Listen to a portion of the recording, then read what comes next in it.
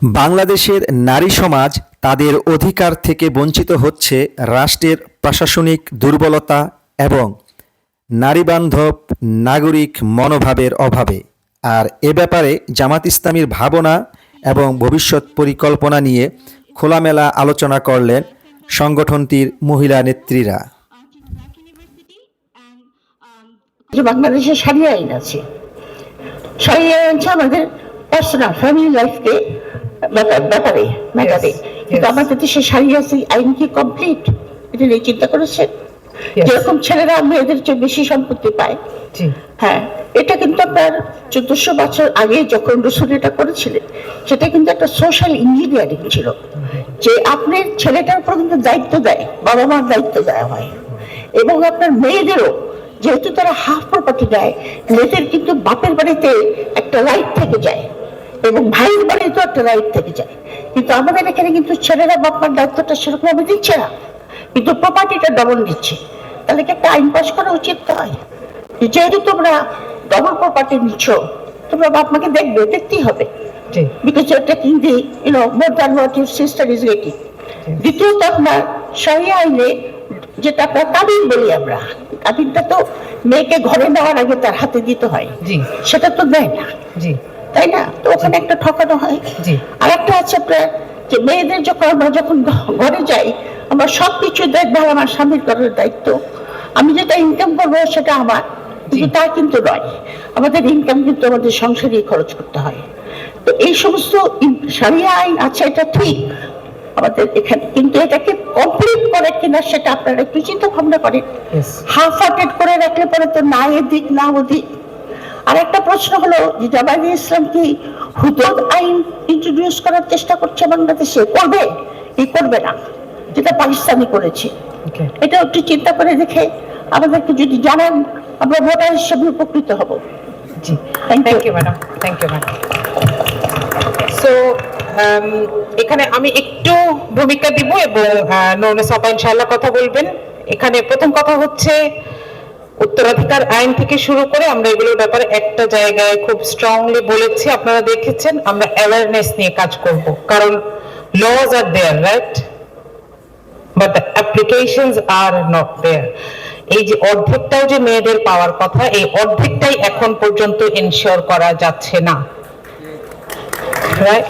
এবং কোন পিতা যদি চান, তিনি কিন্তু এই অর্ধেকের চাইতেও বেশি তার জীবদ্দশায় দিয়েও যেতে পারেন। ইসলাম শরিয়া আইন সেটাকে অ্যালাউ করে।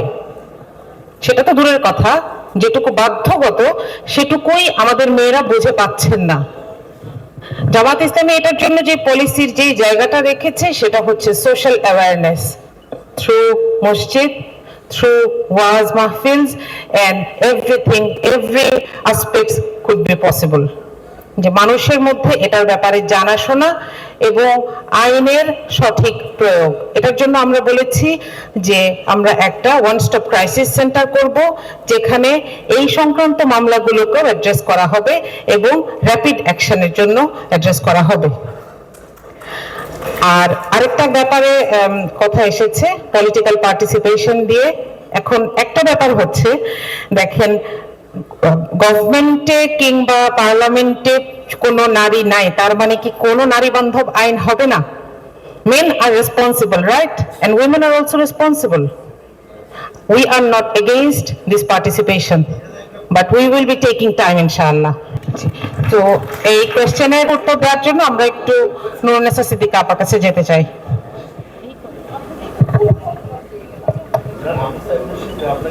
আসসালামু আলাইকুম। আমি শরিয়া আইন দিয়ে শুরু করছি। শরিয়া আইনের ব্যাপারে সবচেয়ে বেশি প্রশ্ন আমাদের ভাই বোনদের মধ্যে কাজ করছে।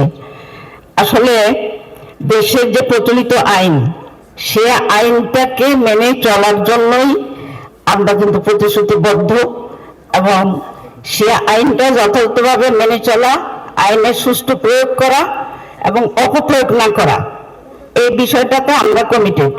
আর তারপরে শরিয়া আইন তো আল্লাহর পক্ষ থেকে এসেছে, সেখানে কোনো পরিবর্তন নাই এবং মানবতার কল্যাণের জন্য। কিন্তু এই কথাটা আমাদের বর্তমান বিশ্বকে বোঝানো যাচ্ছে না, এবং তারা শরিয়া আইনের কথা বলে ভীতি সৃষ্টি করছে।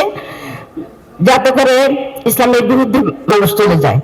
তো আমরা শরিয়া আইন প্রয়োগ করতে হলে আমরা এইভাবে প্রয়োগ করব না, বরং মানুষের মন মানসিকতা যখন পজিটিভ হবে এবং ন্যায় ইনসাফের দিকে মানুষের এটা আসবে, তখন সেটাকে আমরা শরীয়ত কি বলে ওই পয়েন্টটা আমরা তুলে ধরবো।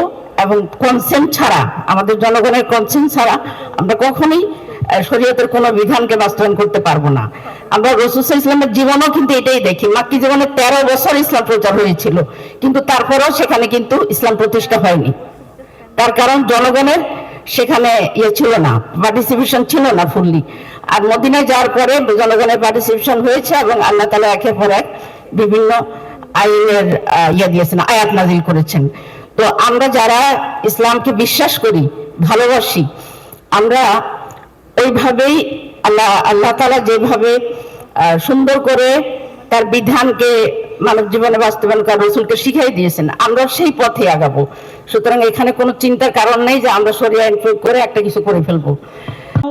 আরও উচ্চতর আসনে যাওয়ার জন্য যা যা প্রতিবন্ধকতা আছে, সেই সকল প্রতিবন্ধকতা আশা করি জামায়াত ইসলামী ভবিষ্যৎ যে সরকার আশা করছি তারা ক্ষমতায় গেলে সেই সব প্রতিবন্ধকতাগুলি দূর করতে নানাবিধ প্রকল্প এবং পদক্ষেপ গ্রহণ করবেন। Thank you so much.